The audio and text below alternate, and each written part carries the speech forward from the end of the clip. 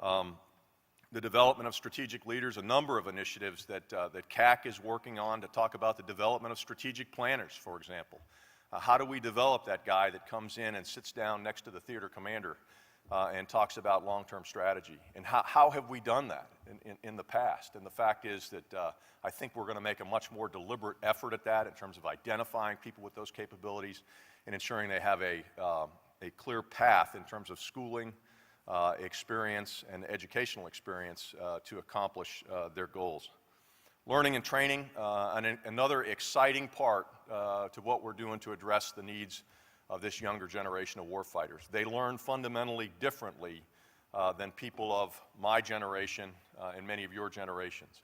And again, we have to adapt how we deliver training at the point of need to how they learn. And I can tell you some very exciting things in the schoolhouse, all made possible really by the information technologies and the ability of this generation to interact naturally with things like Androids and iPhones and how they gain and maintain information. It's really, we've always seen these young privates standing there in the child line at basic training with a little book. Did they really ever know anything from that? And in fact, we now give them Androids with apps that we actually see a payoff when they go to a training event in terms of mastery of the lower domains of procedural and declarative knowledge.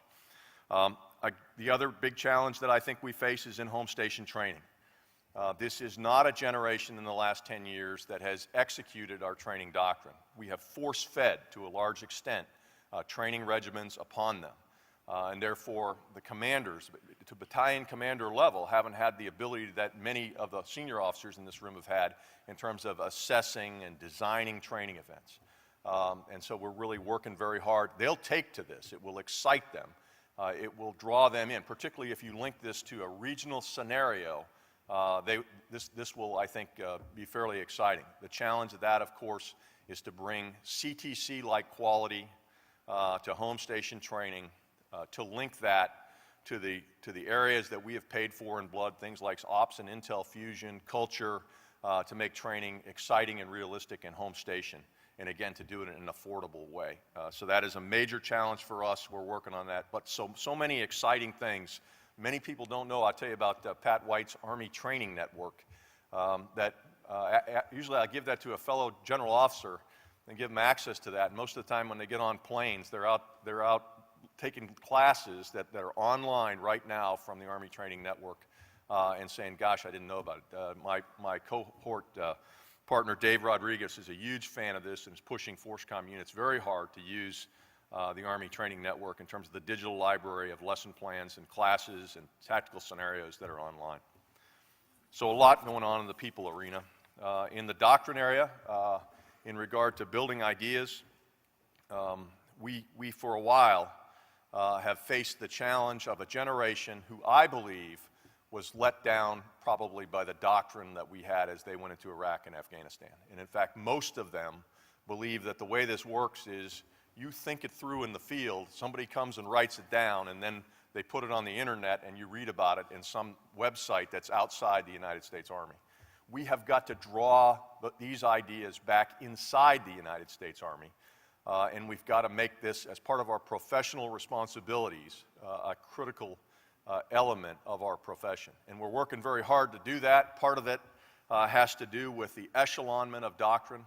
When my predecessor had this job, we had something over 500 FMs, and many of them had not been updated for 15 and 20 years. That's the reason why, in many cases, this younger generation of warfighters didn't use them. The key is, how do you make it current? How do you use the information technology we have today to make that work? What we've done is echelon what we consider to be from really top to bottom, there on the right-hand side of the slide, the Army doctrinal publications, sort of the immutable principles of the fundamentals of warfighting. We've reduced those manuals down to about 10 or 11 pages. You can pick it up and read it.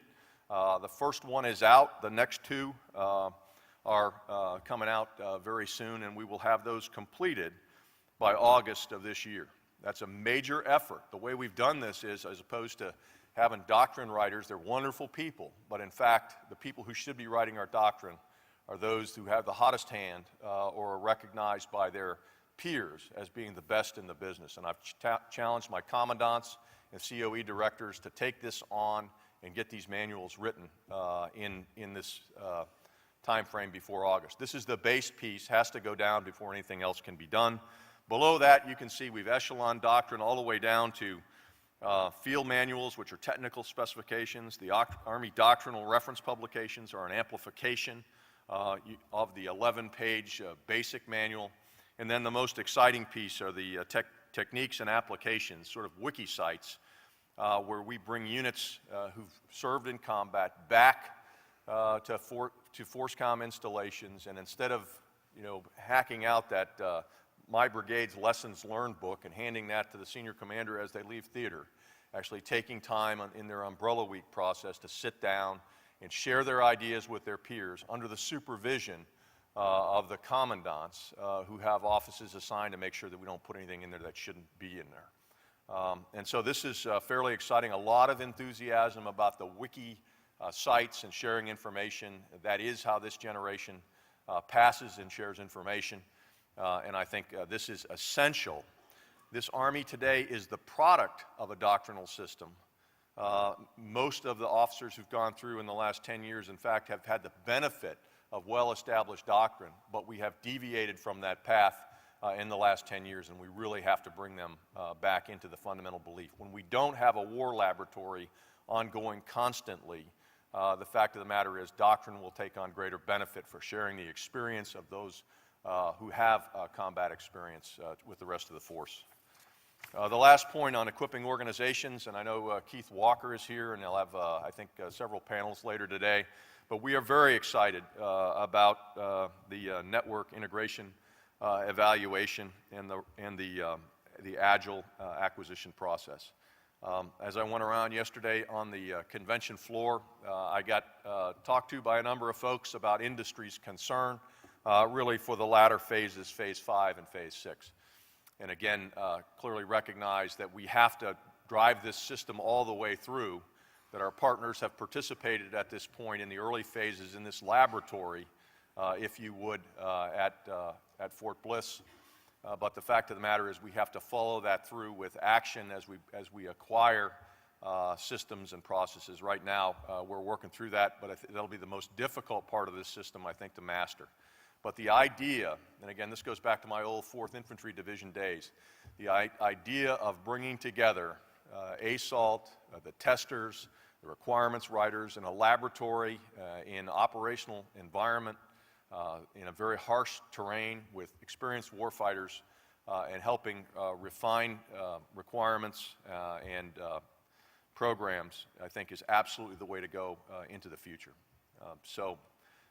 That is, I think, a very exciting way ahead. We have got to do something about the way we're dealing with this requirements process, and I think this will help us significantly as we move ahead.